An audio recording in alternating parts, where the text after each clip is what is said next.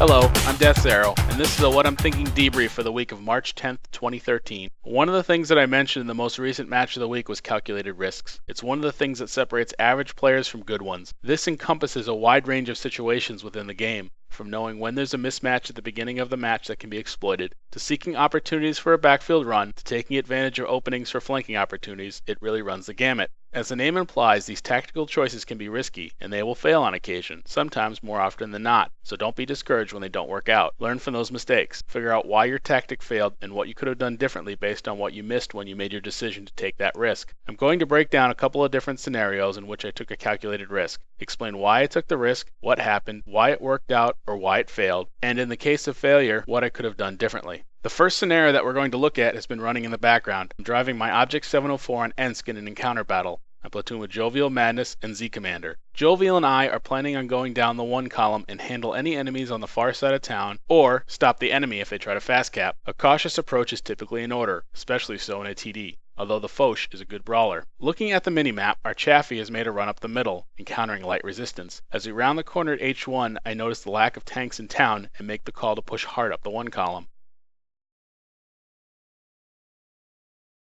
We race down the 1 column, and as I expected, do not counter any resistance till we run into the Tiger 2 at A3. With the help of an IS-3, we rip this flank apart as Z Commander helps hold the field. The enemy is flanked out and quickly finished off.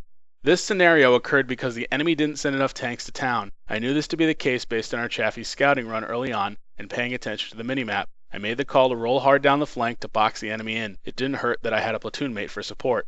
The second scenario is a solo battle on Mountain Pass in my T-69. As the match begins, I've decided to go down the 1 line to J2. There's a good hull down spot at that location. As I reach my spot, you can see on the minimap that I've outraced my support with only a T-20 with me. It doesn't take long to figure out that I'm in trouble as an IS-6 and Tiger 2 barrel down towards me. The situation is further compounded by 2 T-20s as I'm quickly surrounded and torn apart.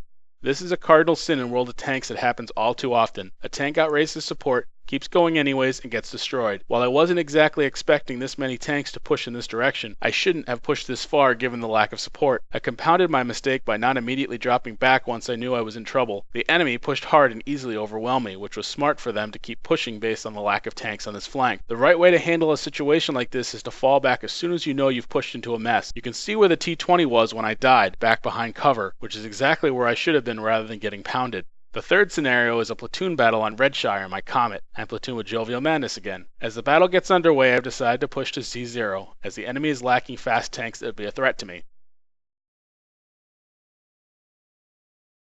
I easily push across the stream and up to a position in cover, taking only 1 hit from the Jagdpanzer IV.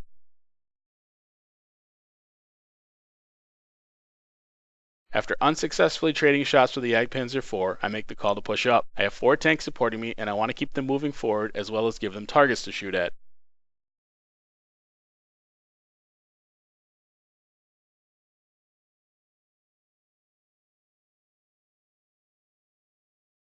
After taking a bit of damage, I drop back behind the main push, only advancing once the flank is cleared out.